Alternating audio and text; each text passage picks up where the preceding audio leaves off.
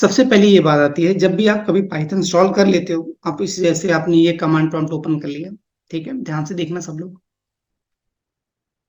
हम 8:45 पे के क्वेश्चन लेंगे, तो टिल 8:45 तक हम लोग कंटिन्यू करते हैं।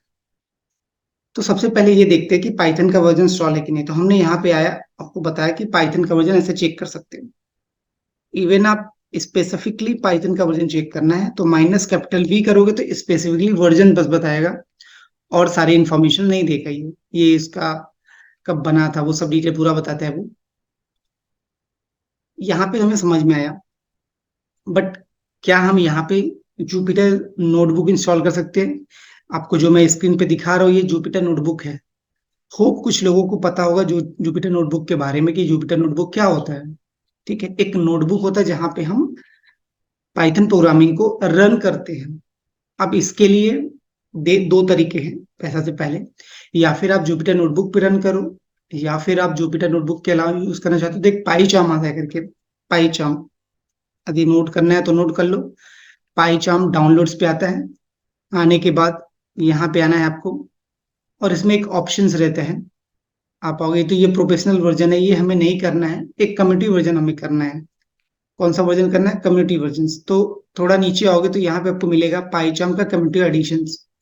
देखो, पाईचार्म का जो प्रोफेशनल वर्जन है ये एक सर्टेन पीरियड ऑफ टाइम के लिए होता है, मतलब 30 डेज के लिए अवेलेबल रहता है। ये license license version of the software है, तो एप्लीकेशन है, जो भी आप बोल सकते हो। तो लाइसेंस होने की वजह से we can't buy such tool का हम मतलब ये बाय तो करेंगे नहीं। हमें ऐसा चाहिए कि ताकि वो अ, 1 महीने के बाद, लगभग 30 डेज के बाद वो ट्रायल पीरियड खत्म ना हो उसके। एक एक नॉर्मल कम्युनिटी एडिशन। तो बेसिकली हम क्या करते हैं कि प्रोफेशनल वर्जन को हमेशा अवॉइड करते हैं as a student, as a freshers. बहुत से ऑर्गेनाइजेशंस में इनके लाइसेंस ऑर्गेनाइजेशन बाय करते हैं, they can use for the professional version. But हमें ये याद रखना है कि हम हमेशा पाईचार्म का कम्युनिटी वर्जन इंस्टॉल करेंगे। क्या करेंगे? Community version. तो पाईचार्म का कम्युनिटी वर्जन इंस्टॉल करने पे ये बेनिफिट्स है कि इसकी जो आईडी होती है, मतलब ये जो टूल होता है, जो एप्लीकेशन जहाँ पे हम पाइथन को डेवलपमेंट करेंगे, ये बेसिकली लाइफ लॉन्ग रहता है, ये कभी भी एक्सपायर नहीं होता। यहाँ पे आने का है, ये download.exe दे के रखा हुआ है। क्लिक करोगे डाउनलोड पे तो ये डाउनलोड हो जाएगा, आपको थोड़े टाइम में यहाँ पे दिखेगा डाउनलोड होते हुए। कुछ 416 MB का है। तो ये देखो, ऑलमोस्ट मेरा डाउनलोड हो गया। लगभग 10 सेकेंड या 15 सेकेंड लगे रहेंगे डाउनलोड होने के लिए। ठीक है, तो तो इस तरीके से आपको डाउनलोड करना है, और नेचुरली ये डबल क्लिक करना है, इसको ओपन करना है। जैसे आप ओपन करोगे ना, ये ऐसा पूछेगा। ये पहले एडमिशन एडमिन वर्जन पूछेगा, उसके बाद नेक्स्ट नेक्स्ट करते जाओगे।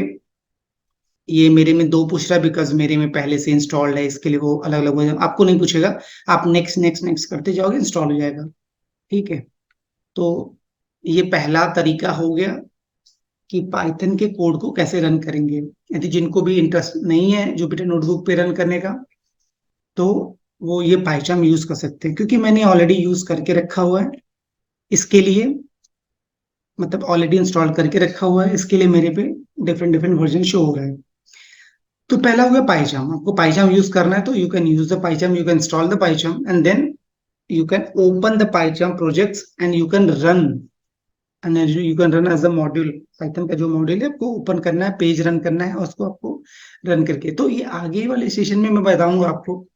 क्योंकि मैं जब मंडे से फुल फ्लेज सेशन चालू हो जाएगा, तो उसके अंदर मैं आपको बताऊंगा कि कैसे पाइथन प्रोजेक्ट को सेटअप करना है और वो कैसे रन करना है। तो मैंने जस्ट यहाँ पे एक हाईलाइटर बताया कि there is other alternative available है हमारे यहाँ पे, मतलब अदर अल्टरनेटिव ऑप्शंस है जहाँ पे आप जुपिटर नोटबुक के अलावा भी दूसरे टूल यूज करके पाइथन कोड को रन कर सकते हैं। ठीक है, तो ये पहला वे हो गया। यदि जिनको भी पसंद आए कि नहीं sir, I am more interested in Python, तो वो पाइथन पे देखो। मैं आगे पाइथन पे बताऊंगा आपको। जुपिटर नोटबुक पे मैं आऊंगा, लेकिन मैं पांडास, नमपाई, मैटप्लॉटलिब, जब मैं ये सब आपको कवर अप करूंगा, और उसके प्रोजेक्ट बताऊंगा, ईडीए बताऊंगा, प्री प्रोसेसिंग का थोड़ा पार्ट बताऊंगा, स्टैटिक्स बताऊंगा। तो ये सब चीजों में मैं आपको जुपिटर नोटबुक यूज करूंगा। लेकिन पाइथन का जो इंटायर अपना जर्नी रहेगा, जो पाइथन हम लोग पढ़ेंगे और डेप्थ में पढ़ेंगे, अभी जो हम थोड़ा थोड़ा पार्शियल टाइप का कवर अप कर रहे हैं, बाद में जब फुल फ्लेज कवर अप करेंगे तो उनमें हम आपको पाइथन के थ्रू ही जाएंगे। जुपिटर नोटबुक की तरफ पाइथन नहीं पढ़ेंगे, क्योंकि उसमें बहुत आसानी से मैं देख सकते हैं।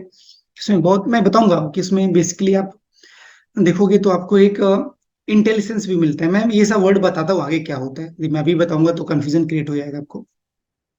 ठीक है।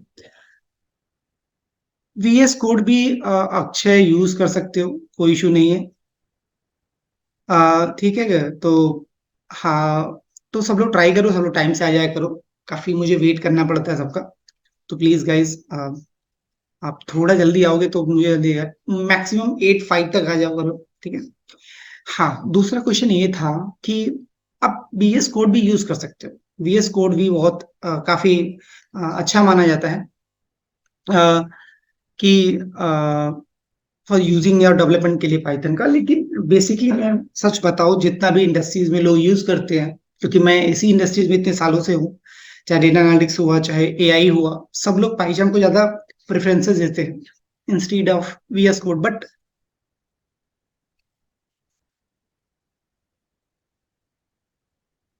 बट आप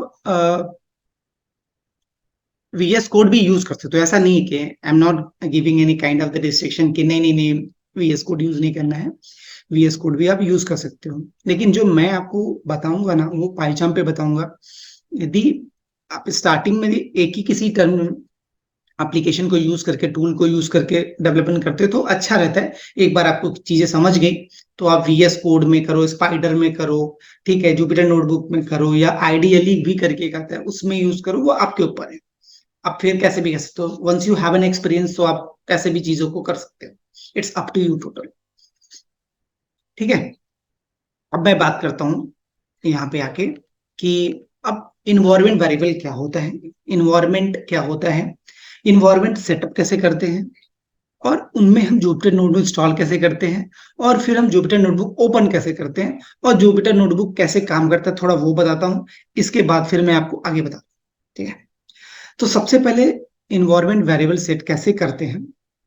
देखो देखो इन्वायरमेंट वेरिएबल सेट करने के लिए पहले तो इन्वायरमेंट क्या होता है। इन्वायरमेंट वेरिएबल एक वो ऐसा कॉन्फ़िगरेशन होता है, एक ऐसा फोल्डर होता है, जो फोल्डर के अंदर जो भी पैकेजेस हम इंस्टॉल करते हैं वो करेंटली इस फोल्डर के अंदर ही इंस्टॉल होता है, हमारे आउटसाइड का फोल्डर नहीं जाता। मैं आपको बताता हूँ वो चीज। तो इसके लिए याद रखो, इन्वायरमेंट वेरिएबल का बहुत इंपॉर्टेंट होता है पाइथन के अंदर। जब आप मल्टीपल प्रोजेक्ट्स पे काम करते हो, मान लो कि आप किसी कंपनी में जब ज्वाइन करोगे तो वहां पे आपको मल्टीपल प्रोजेक्ट्स रहेंगे, और मल्टीपल आपके प्रोजेक्ट्स के अंदर अलग अलग इन्वायरमेंट वेरिएबल्स रहेंगे। देन यू अंडरस्टैंड कि अच्छा, हमारे पास अलग अलग इन्वायरमेंट वेरिएबल की नीड क्यों आती है। नीड इसलिए आती है कि हम कभी नहीं चाहते कि एक इन्वायरमेंट वेरिएबल का जो लिंकिंग दूसरे प्रोजेक्ट के साथ है, या पहले वाले प्रोजेक्ट के साथ है, वो पहले वाले के साथ होना चाहिए। दूसरे वाले इन्वायरमेंट वेरिएबल का जो लिंकिंग है दूसरे के साथ, दूसरे फोल्डर के साथ, वो दूसरे फोल्डर के साथ होना चाहिए। तो basically environment variable is nothing, is just like a folder जिसके अंदर सारे पाइथन के पैकेजेस इंस्टॉल्ड होते हैं। आप उस फोल्डर के थ्रू एक्सेस करके सारे के सारे जो पैकेज आपने इंस्टॉल किया है उसको एक्सेस कर सकते हो। ठीक है। तो सबसे पहले आपको चेक करना है कि पिप है कि नहीं। देखो मेरे में यदि मैं पिप करूंगा ना, मुझे ये सब इंफॉर्मेशन मिलेंगे। सबसे पहले काम आपका करना है कि पिप आप बहुत इजी होता है। पाइथन में एक डेव फाइल भी आता है, या फिर एक कमांड आता है सुडो करके, डेव करके डिवेरियन फाइल होती है लिनक्स में, वो इंस्टॉल कर लो, या फिर तो आप वैसे कर लो। मैं लास्ट में बताता हूँ, आप लास्ट में क्वेश्चन पूछो, ऐसे बीच में करोगे तो थोड़ा सा वो होता है। तो प्लीज लास्ट में पूछो सब लोग, मैं लास्ट में अच्छे से रिस्पॉन्स देता हूँ सबको। ठीक है। आप जब भी अपने मशीन पे लॉग इन करो, पाइथन आपके मशीन पे इंस्टॉल्ड है, सबसे पहले आप आओ वहां पे चेक करो पी आई पी पिप। पिप मतलब होता है पाइथन इंस्टॉलर, इंस्टॉलर पैकेजेस। तो पाइथन इंस्टॉलर पैकेजेस होते हैं, तो पिप जो पिप होता है ना, ये क्या बेसिकली काम करता है, किसी भी पैकेज को इंस्टॉल करने का काम करता है। जैसे आपको किसी दूसरे नए पैकेज की रिक्वायरमेंट होती है, जो भी पाइथन के अंदर है, उसके अलावा कुछ और चीजें, कुछ और पैकेजेस की जरूरत होती है, तो आपको ये पिप के थ्रू चीजों को इंस्टॉल करना पड़ता है। ठीक है। बहुत से लोग पूछेंगे सर पिप ही क्यों, और भी तरीके होते हैं करने के, जैसे एनाकोंडा भी आता है इन्वायरमेंट, कोंडा के थ्रू भी इंस्टॉल कर सकते हो। एक और इन्वायरमेंट है जिसका नाम है पोएट्री।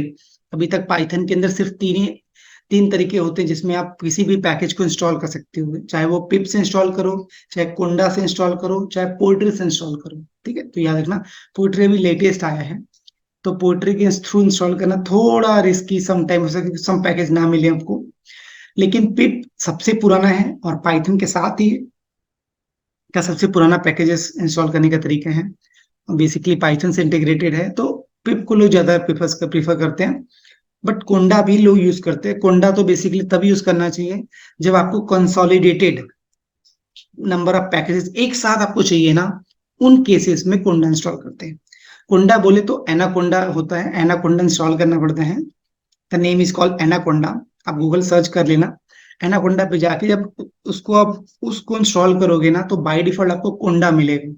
तो कोंडा के थ्रू चीजें इंस्टॉल कर सकते हो। ठीक है। बट ये मैंने आपको ये सब नेक्स्ट चीजें भी बता दिया। तो हमारा फोकस रहेगा पिप पे। हमारा पिप इसलिए ओपन हो रहा है, मतलब मैं पिप रन कर रहा हूँ तो इसलिए शो हो रहा है कि ये सब सारी चीजें आ रहा है, क्योंकि मेरे मशीन पे ऑलरेडी पिप इंस्टॉल्ड है। यदि आपके मशीन पे पिप इंस्टॉल नहीं है, तो आपको सबसे पहला काम क्या करना है कि आपको पिप इंस्टॉल करना है। पिप इंस्टॉल करने के लिए देखो, मैंने यहाँ पे पहले से भी एक फाइल ओपन करके रखा हुआ है, ये यूआरएल है। मैं आई पुट इन चैट, तो आपको सबको मिल जाएगा। मैं यहाँ पे ना एवरीवन कर देता हूँ, ताकि ये मैसेज सबको चला जाए। ये लिंक है, ठीक है। यहाँ पे और मैं काम करता हूँ कि ये जो मेरा फाइल है, जब भी ये लिंक पे जाने का है, इस फाइल को सेव करना है। ये फाइल आपने ओपन कर लिया, ओपन करने के बाद कंट्रोल एस कर सकते हो, इस तरह से फाइल आप सेव कर सकते हो। मैंने यहाँ पे ऑलरेडी सेव किया हुआ है मेरे लोकल पे, अब यहाँ पे सेव कर सकते हो। तो मैं यहाँ पे सेव नहीं कर रहा हूँ, मैं आपको बताने के लिए यूज कर रहा हूँ। जैसे सेव हो गया ना, आपके अपने टर्मिनल पे आने का है। टर्मिनल थोड़ा बहुत बेसिक आइडिया सबको रहेगा।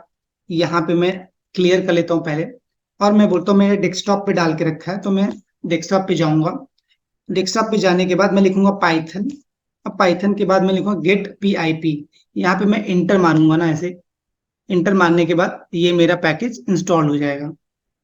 ठीक है, देखो मेरा पहले से कोई पैकेज था फाउंड, तो वो पैकेज निकाल के फिर इसने उसी पैकेज को फिर से डाल दिया। तो यदि आपके पास पहले से इंस्टॉल रहेगा, तो ये ऑप्शन आपको देखने को मिलेगा, और उसको पहले अनइंस्टॉल करेगा फिर से इंस्टॉल करेगा वो, फिर से ये यहाँ पे आके इंस्टॉल करेगा वो। ये पैकेज मेरा निकाल दिया, क्योंकि इसको मिला ये पैकेज, यहाँ पे उसने अनइंस्टॉल कर दिया, सक्सेसफुली हो गया। फिर उसने ये वाला वर्जन इंस्टॉल कर दिया मेरे पास पिप में आके। ठीक है। तो गाइस सब लोग को ऐसा यूज करना है, प्रॉपर देखना आप सब लोग। इसके बाद आपको आना है वर्चुअल यूज करना है। क्या यूज करना है आपको? इसके बाद आपको यूज करना है वर्चुअल ईएनवी। क्या यूज करना है? Virtual env. तो उसके लिए पिप इंस्टॉल वर्चुअल ईएनवी, ये आपको इंस्टॉल करना है। ठीक है। तो वर्चुअल ईएनवी आपको इंस्टॉल ऐसे करना है। ठीक है, मेरे में ऑलरेडी इंस्टॉल्ड है, तो ये बोलेगा रिक्वायरमेंट ऑलरेडी सेटिस्फाइड। ये अलग अलग अलग अलग प्लेसेस पे है, तो इसने बोला यस। आप इंस्टॉल करोगे तो आपको थोड़ा टाइम लगेगा इंस्टॉल करने के लिए, 15 से 20 सेकंड तक। इंटरनेट का स्पीड अच्छा रहेगा तो 10 सेकंड में, अदरवाइज आपको और भी टाइम लग सकता है। ठीक है। आपने ये इंस्टॉल कर लिया। जैसे ही आपने ये इंस्टॉल किया, पहला स्टेप्स ये करना है, दूसरा स्टेप्स ये करना है, तीसरा स्टेप्स आपको इसी को यूज करके एक इन्वायरमेंट वेरिएबल बनाना है। यहाँ पे आया वर्चुअल ईएनबी, मैंने यहाँ पे लिख लिया, और यहाँ पे मैंने कोई भी नाम दे सकते हो, जैसे मैंने वी ईएनबी दिया, आप ईएनबी दे सकते हो। आपको अच्छा लगे तो आपका खुद का नाम दे दो। ये एक फोल्डर है, ठीक है। ये फोल्डर बहुत इंपॉर्टेंट होता है, मैं आगे बताता हूँ। तो मैंने इसका नाम दिया वर्चुअल एनबी। एक कमांड है जो मैंने पैकेज इंस्टॉल्ड किया। उस इंस्टॉल्ड करने के बाद ये मेरा वर्चुअल इन्वायरमेंट का फोल्डर, ये मेरा फोल्डर नेम है जो क्रिएट करेगा। मैं इंटर मारता हूँ, ये मेरे इस प्लेस पे जहां पे भी आपका ये लोकेशन रहेगा, वहां पे ये आपको क्रिएट करेगा। तो मैं इंटर मारता हूँ, थोड़ा सा टाइम लगेगा यहाँ पे। ओ माय गॉड, हो गया। It's too fast. आपको साथ टाइम लग सकता है।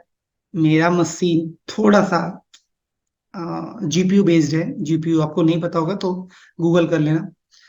तो यहाँ पे आप देख रहे हो कि सक्सेसफुल इंस्टॉल हो गया, एक्टिवेट समय समय करना है। तो ये इंस्टॉलेशन हो गया, क्रिएटेड हो गया वर्चुअल एनवायरनमेंट। आपको देखना है तो ये मैं आपको यहाँ पे जाऊंगा ना, कहाँ गया, VENV सर्च करता हूँ, बहुत से ऑप्शन दिख रहे हैं। ये रहा गाइस, ये VENV फोल्डर बनाए। इसके अंदर जाओगे, देखो ये सब पैकेज बाय डिफॉल्ट आ गए आपके। एक लिब करके आता है, साइड पैकेजेस, मतलब जो पैकेजेस है डिफॉल्ट पाइथन के ना, वो सब आ जाते हैं। ठीक है। विल, ये एसक्यूएल का, वेब, वर्चुअल, तो ये डिफॉल्ट पैकेजेस है जो आपको मिलेंगे यहाँ पे। उसके बाद एक और फाइल होता है, इसका नाम है स्क्रिप्ट। यहाँ पे आपको एक्टिवेट करना रहता है, ये एक्टिवेट करना रहता है। ठीक है, ये उसके कुछ सपोर्टिंग फाइल्स आती है, और गेट की फाइल भी आती है इसमें। तो यहाँ पे आपको प्रॉपर देखने को मिल रहा है कि आपने कर लिया। तो जैसे ही कर लो ना, ये जैसे इंस्टॉल हो गया, तो आपको इस फोल्डर में जाने का है। तो फोल्डर में जाने का तरीका आपको पता ही होगा, CD VENV, इंटर चले गए। ध्यान से देखना step by step. CD, again आपको इसके अंदर एक और फोल्डर है स्क्रिप्ट करके, उसके अंदर जाना है। जाने के बाद यहाँ पे आपको कहीं नहीं जाना है, यहाँ पे से लिखना है एक्टिवेट। क्या लिखना है, आप लिखोगे AC, बस आप AC लिख के टैब मार दो ना तो एक्टिवेट आ जाएगा। मैंने पूरा नहीं लिखा है। और इंटर मारूंगा ना तो ये देखोगे यहाँ पे एक्टिवेट का ऑप्शन आ गया। जब भी आपको कभी ऐसा दिखे ना कहीं पे भी, तो समझ जाना कि उस पर्सन ने या उस बंदे ने इन्वायरमेंट वेरिएबल एक्टिवेट किया हुआ है। क्या किया हुआ है, इन्वायरमेंट वेरिएबल एक्टिवेट किया है। अब आपका इन्वायरमेंट वेरिएबल एक्टिवेट हो गया। ये एक्टिवेट का तरीका होता है, ये होता है डीएक्टिवेट का। यदि मैंने DEAC लिख के टैब मारूंगा ना, डीएक्टिवेट ना, तो डीएक्टिवेट हो गया, देखो चला गया। अब तो यहाँ पे ये ऐसा ऑप्शन वाला चला गया। तो जब भी मुझे बंद करना है तो मैं डीएक्टिवेट कर सकता हूँ। ठीक है, चलो मैं फिर से एक्टिवेट कर देता हूँ। ये एक्टिवेट हो गया। ये स्टेप सब याद है जो मैंने प्रॉपर ही बताया है, डोंट मिस इट। ये सेम स्टेप फॉलो करोगे, आपको ये सेम चीजें आनी चाहिए। ऐसा क्रिएटेड इन्वायरमेंट होना चाहिए था, ऐसा, फिर एक्टिवेट, फिर डीएक्टिवेट, फिर एक्टिवेट, फिर ऐसा आपको आएगा। अब यहाँ पे आपको पूरा बराबर से वर्चुअल इन्वायरमेंट सक्सेसफुली बन गया है। फोल्डर भी क्रिएट मैंने आपको दिखा दिया। अब मुझे इंस्टॉल करना है जुपिटर नोटबुक। क्या करना है, जुपिटर नोटबुक। तो मैं यहाँ पे लिखूंगा, किसी भी चीज को इंस्टॉल करने के लिए आपको हमेशा लिखना पड़ेगा PIP इंस्टॉल, ये हमेशा लिखना पड़ेगा। उसके बाद उस पैकेज का नाम लिखो जो आप पैकेज इंस्टॉल करना चाहते हो। तो मैं इंस्टॉल करना चाहता हूँ जुपिटर नोटबुक। ये मेरा पैकेज है, इसको मुझे इंस्टॉल करना है। ये हमेशा फिक्स रहेगा। Pip install, name of the packages you want to install, तो that is the package name Jupyter notebook. Enter मारूंगा मैं, इंटर मारता हूँ। इट टुक सम टाइम, मेरे में थोड़ा जल्दी हो रहा है। आपको कभी कभी कुछ मेरे स्टूडेंट ऐसे थे, अरे सर मैं I am not able to install properly, क्या इश्यूज है, ये है वो, lot more question. Because some time क्या होता है, आपकी इंटरनेट स्पीड कैसी है, और आपके इंटरनेट स्पीड के ऊपर ज्यादा मैटर करता है आपको। ठीक है, तो इसके लिए आप थोड़ा फवल मत करना, आराम से इंस्टॉल करना। ठीक है, देखो ये थोड़ा टाइम लगता है इंस्टॉल होने के लिए। ये देखो हो गया, बराबर से सब कुछ पैकेज इंस्टॉल हो गया।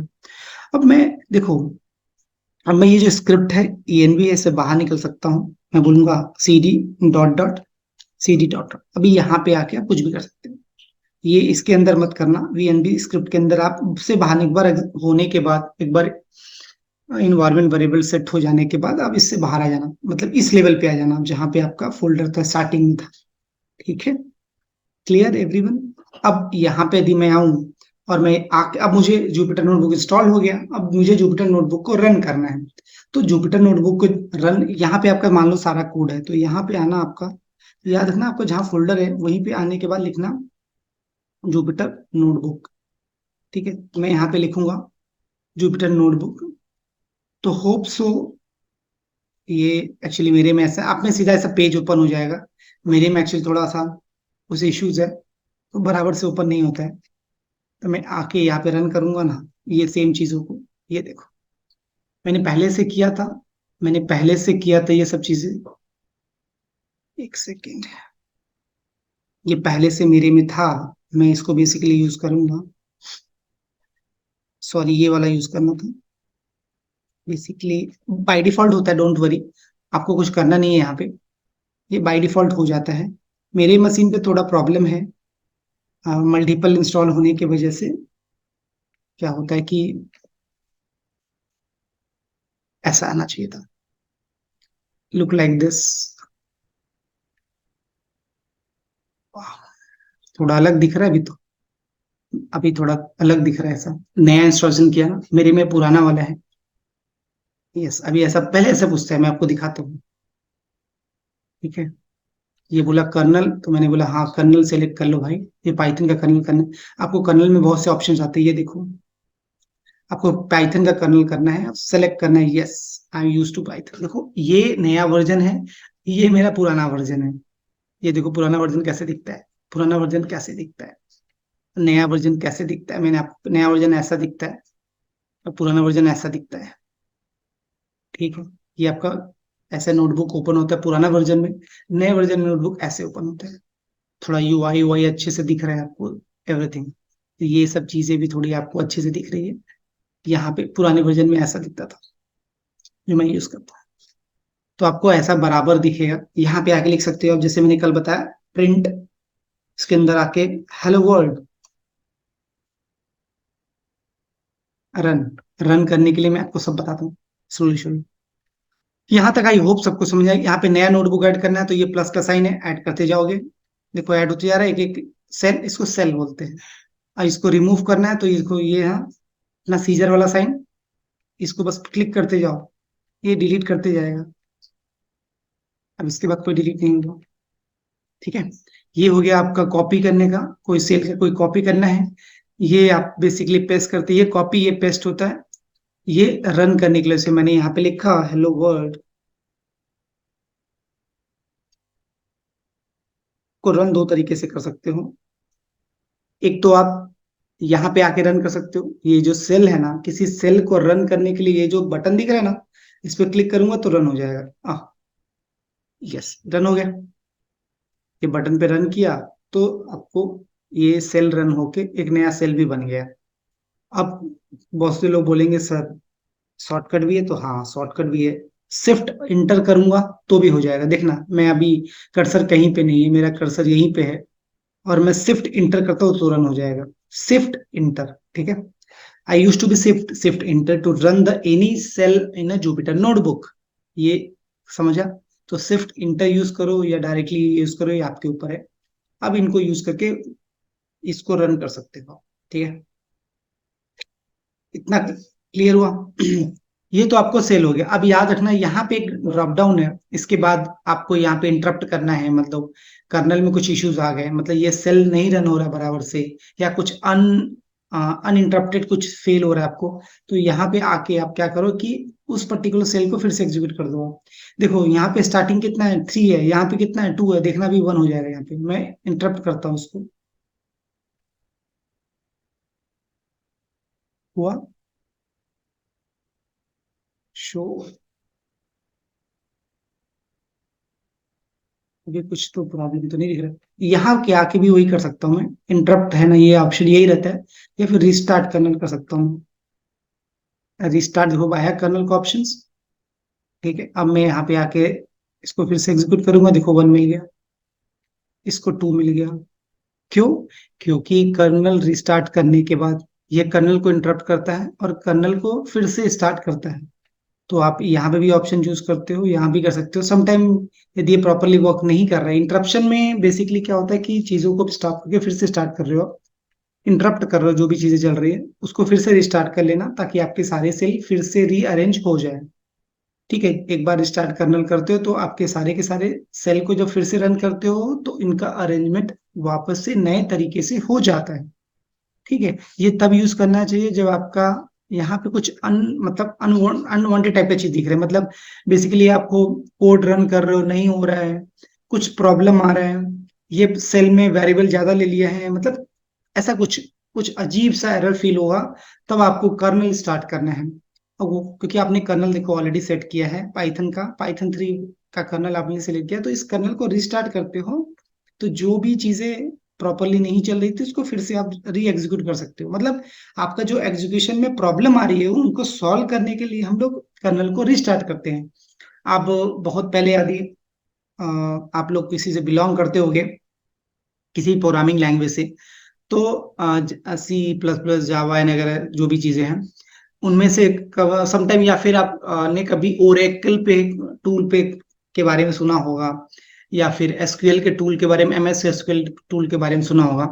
तो हम लोग क्या करते थे ना, समटाइम वो सारे टूल्स को हम लोग बेसिकली रीस्टार्ट करते थे ना समटाइम, जब वो हैंग हो जाता था, अचानक से क्लिक किया कुछ ऑप्शन ही नहीं दिख रहा था, तो वहां पे हम लोग क्या करते थे, वहां पे जाने के बाद हम लोग उसको बेसिकली रिस्टार्ट बोलते बोलते थे कि कुछ अनफ्रीजिंग मोड में चला गया है, या फिर फ्रीजिंग मोड में चला गया है, तो हम लोग बोलते थे इसको अभी फिर से रीस्टार्ट कर दोगे सही हो जाएगा। तो वो जो स्ट्रेटजी होती है ना रीस्टार्ट की, वही यहाँ पे भी होता है कि कभी कभी जो इन्वायरमेंट पे आप रन कर रहे हो, ये जो आपका इन्वायरमेंट है, जो इन्वायरमेंट पे रन हो रहा है ना उसमें कुछ इंटरप्शन आ जाते हैं समटाइम।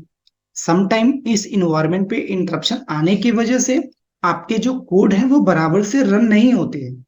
तो उन प्रॉब्लम्स को सॉल्व करने के लिए हम लोग कर्नल को रिस्टार्ट करते हैं। तो आपको ये बात याद रखनी है। इसके बाद यहाँ पे आपको फाइल सेव करना है, तो ये फाइल सेव हो जाएगा, जहां भी ये तो ऑलरेडी सेव है तो सेव हो जाएगा। आपको ये फाइल को किसी और फॉर्म में डाउनलोड करना है, तो इसको सॉरी सेव एंड एक्सपोर्ट करना है। डाउनलोड करना है तो डाउनलोड हो जाएगा डायरेक्टली, देखो ये डाउनलोड हो गया ना डायरेक्टली। बट डाउनलोड नहीं, आपको ये इसको किसी और फॉर्म में एक्सपोर्ट करना है, तो किसी और फॉर्म में एक्सपोर्ट, इतने अलग अलग फॉर्म में एक्सपोर्ट आप कर सकते हो। ठीक है, PDF में करना है इसको, इस नोटबुक को, या फिर तो आपको HTML में करना है, लेटेक्स फॉर्म में करना है, HTML का ही मार्कडाउन फॉर्म होता है उसमें करना है आपका, स्ट्रक्चर, ये अलग अलग फॉर्म से आप ट्राई कर सकते हो, या ओपन करोगे दिख जाएगा। यहाँ पे फाइल के अंदर आपका मेन ये अलग अलग ऑप्शंस आते हैं, जैसे कि आपको नया नोटबुक लेना है तो इस पे क्लिक करोगे तो एक नया नोटबुक आ जाएगा, ये देखो नया नोटबुक क्रिएट हो गया। यहाँ पे आप सेलेक्ट कर लिया और नया नोटबुक चालू हो गया आपका। ठीक है, मैं लीव कर लेता हूँ उससे। इसके बाद आपके पास कंसोल लेना है, इस नोटबुक को सेव करना है, कंट्रोल एस कर सकते हो। जो नॉर्मल रीनेम करना है, ये आपको रीनेम यहाँ से भी ऑप्शंस आते हैं करने को, इस पे डबल क्लिक करोगे तो रीनेम का ऑप्शन आता है, वैसे भी रीनेम कर सकते हो, या फिर यहाँ से भी जाके रीनेम कर सकते हो। कहाँ पे शेप करना है, डाउनलोड करना है, ठीक है, लॉग आउट करना है, शट डाउन करना है, ये सब चीज आप, ये कर्नल बंद करना है तो लॉग आउट शट आउट जो भी करना कर सकते हो। इसके अलावा ये सारे ऑप्शंस हैं और भी, वही जो मैंने यहाँ पे बताया आपको, कट कॉपी पेस्ट, सेम चीजें आएंगी यहाँ पे। कुछ एक्स्ट्रा जैसे सारे सेल को सिलेक्ट करना, मूव करना, इस सेल को अप करना, इसको डाउन करना, इसे मैंने यहाँ पे आया ना।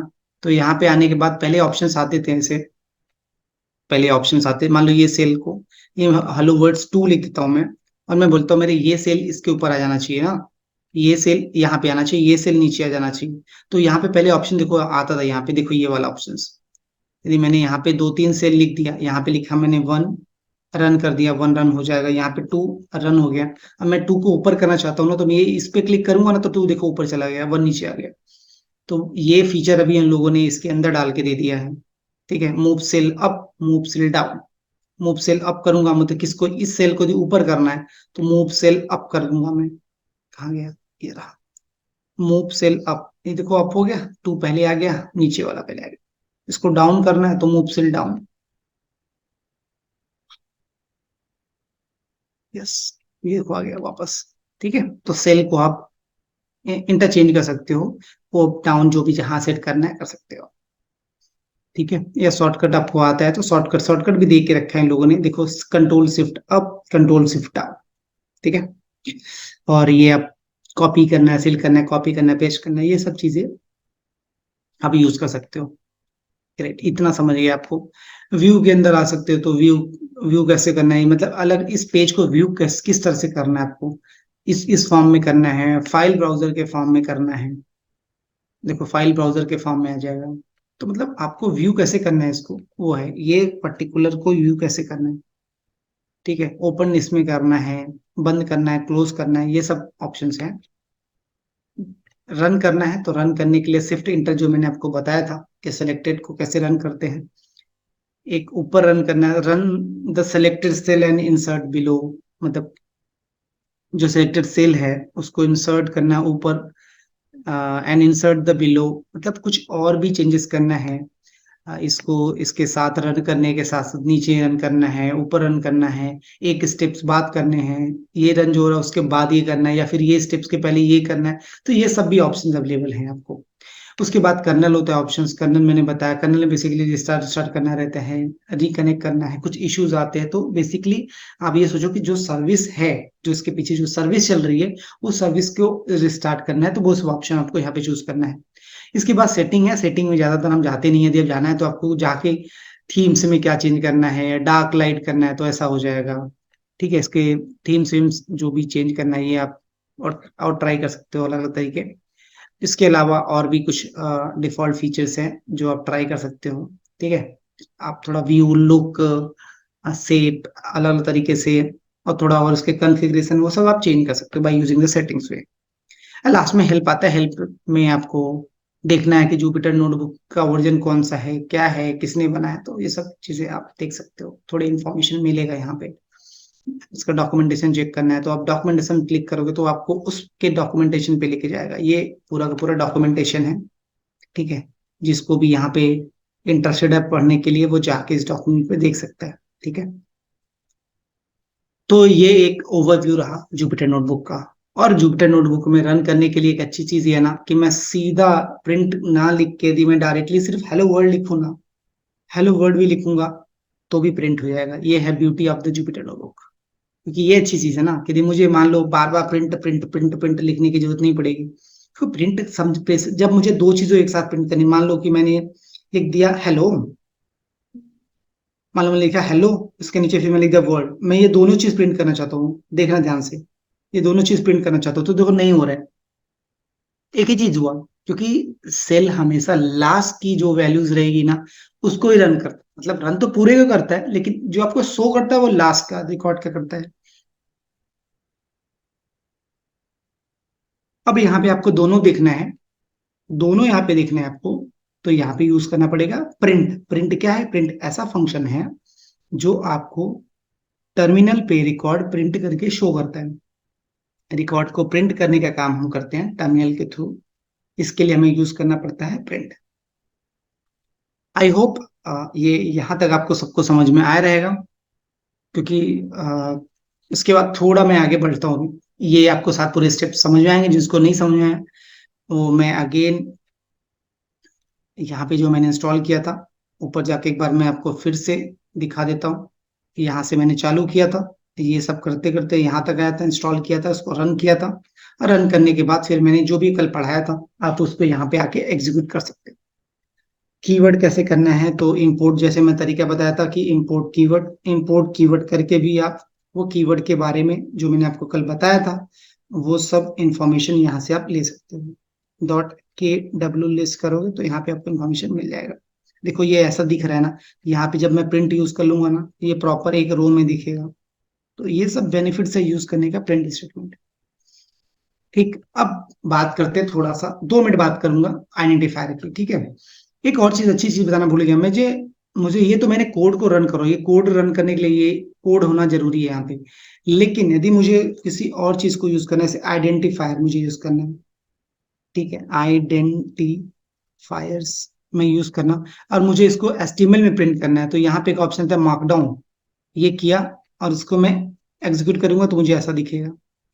ठीक है, तो ये जो सेल हुआ ये आपका एचटीएमएल सेल हो गया। ये कौन सा सेल हो गया? एचटीएमएल सेल हो गया।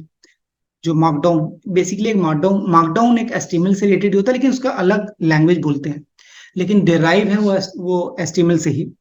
बट मार्कडाउन एक अलग सा क्रिएटेड लैंग्वेज है। ठीक है, तो मार्कडाउन का भी एक अलग सा होता है। मैं आपको नेक्स्ट कभी सेशन में आपको मार्कडाउन के थोड़े स्टेप्स के बारे में बता दूंगा कि हैश का मीनिंग क्या होता है, डॉट डॉट का मीनिंग क्या होता है, हाइफन का मीनिंग क्या होता है। बेसिकली मार्कडाउन को यूज करते हैं नोटबुक को थोड़ा अच्छे से इसको सही से रिप्रेजेंट करना। जैसे आप आपको डेटा को सही से दिखे, जैसे मैंने ये लिखा, ये बोल्ड बोल्ड में दिख रहा है, तो बस मैंने हैश लिखा यहाँ पे और बोल्ड हो गया। यदि मैंने डबल हैश लिख दिया ना तो थोड़ा और बोल्ड कम हो जाएगा। और मैंने यही हैश को ना 2 बार और लिख दिया तो और छोटा हो जाएगा। इसका सब मीनिंग है, I tell you later, not now. तो मैंने एक ही दिया हूँ, अब यहाँ पे आपको मिला, ठीक है। यहाँ पे आइडेंटिफायर, तो पाइथन के जो अंदर आइडेंटिफायर होते हैं ना, आइडेंटिफायर मतलब आइडेंटिफाई करना कि ये पाइथन के अंदर क्या है। एग्जाम्पल में, जैसे मैंने लिखा VAR=100, तो बेसिकली मैंने एक वेरिएबल बनाया जिसमें मैंने वैल्यू को स्टोर किया। अब आपको पता है कि जब हम किसी चीज को स्टोर करते हैं तो हमारे मेमोरी में एक एड्रेस बनता है, ठीक है। एक एड्रेस रहता है, उस एड्रेस का एक नेमिंग रहता है। उस नेम के पे जब भी आप पहुंचोगे वहां मेमोरी में, तो आपको उसका एड्रेस, जो भी उस एड्रेस के थ्रू उस मेमोरी में पहुंचोगे तो उसकी वैल्यू स्टोर होती है। उस एड्रेस के थ्रू आप उस जगह पहुंचोगे तो ये वैल्यू स्टोर होगी, ठीक है। तो जो मेमोरी के अंदर जो एड्रेसिंग का काम करती है, एड्रेसिंग मतलब कि ये बताता है कि ये जो आपने नेमिंग दिया हुआ है, इस नेम से ये इंफॉर्मेशन स्टोर्ड है। ये इंफॉर्मेशन को हम आइडेंटिफाई कैसे करेंगे कि ये जो इंफॉर्मेशन, ये जो एड्रेस हम दे रहे हैं वो किस टाइप का है। ये जो वेरिएबल बना रहे हैं वो किस टाइप का है। ये क्लास बना रहे हैं वो, ये जो क्लास है वो क्लास का नाम क्या है। हम नाम कुछ भी दे देते हैं तो वो क्लास को कैसे आइडेंटिफाई करेगा, वो मेथड को कैसे आइडेंटिफाई करेगा, ये वेरिएबल को कैसे आइडेंटिफाई करेगा। उनके साथ साथ वो जो वैल्यू स्टोर कर रही है, वो वैल्यू स्टोर करने पे वो किस टाइप का वैल्यू स्टोर किया, जो वेरिएबल स्टोर बनाया वो वेरिएबल का टाइप क्या था। तो यहाँ पे दो चीज मैंने मिक्स कर दिया, एक तो मैंने टाइप मिक्स किया, एक तो मैंने इसमें, एक तो वेरिएबल पहले बताया कि वेरिएबल क्या है। वेरिएबल एक काइंड ऑफ द वैल्यूज होती है जिसके अंदर कुछ इंफॉर्मेशन को स्टोर करते हैं, और वो इंफॉर्मेशन हमारे मेमोरी के अंदर एज अ एड्रेस से सेव हो जाता है, ठीक है। तो वेरिएबल जो हम बनाते हैं, जो आइडेंटिफायर बनाते हैं, कंफ्यूज मत होना कि आइडेंटिफायर मतलब कि given name to the entities of class को, हम जो क्लास बनाते हैं या फंक्शन बनाते हैं या जो वेरिएबल बनाते हैं उसका कुछ नाम देते हैं ना। हमारा भी कुछ नाम रहेगा, क्लास का भी कुछ नाम है, कोर्स का कुछ नाम रहता है। ये आइडेंटिफायर है बेसिकली, ठीक है। इस आइडेंटिफायर को यूज करके ही आप समझ पाते हो कि आपको क्या कर रहे हो आप बेसिकली। हमारे क्लास का नाम है पाइथन, तो पाइथन विथ पावर बीआई, ठीक है। Data analytics Python with power BI. तो ये बेसिकली नेमिंग से मैं ये समझता है कि हमारा जो कोर्स है वो डेटा एनालिटिक्स से बिलोंग करता है, जिसके अंदर हम पाइथन और पावर बीआई को पढ़ने वाले हैं, ठीक है। तो कोई भी वेरिएबल क्या होता है, वेरिएबल से हम आइडेंटिफाई करते हैं कि ये वेरिएबल क्या है और इसका क्या डेटा टाइप्स है। तो वेरिएबल ने बताया कि ये इंटीजर है, और इंटीजर का डेटा टाइप स्टोर करके किसी एक मेमोरी में रखा हुआ है। तो हमें जब भी क्लास को, फंक्शन को, वेरिएबल को पता करना है ये क्या है, ठीक है, उसको नेमिंग कन्वेंशन से उसका नाम देने के लिए जो भी चीज हम यूज करते हैं वो आइडेंटिफायर होता है। क्योंकि क्लास बनाओगे तो भी कुछ नाम दोगे, वेरिएबल बनाओगे तो अभी 100 को स्टोर करने के लिए आपने कुछ तो नाम दिया ना। ये आपका क्या हुआ, आइडेंटिफायर हो गया। इसी को वेरिएबल बोलो या आइडेंटिफायर बोलो। वेरिएबल माने you storing the values with the name of that. तो जो नेम ऑफ दैट होता है उस कॉल द वेरिएबल और आइडेंटिफायर, जो भी बोलना है बोल सकते हो।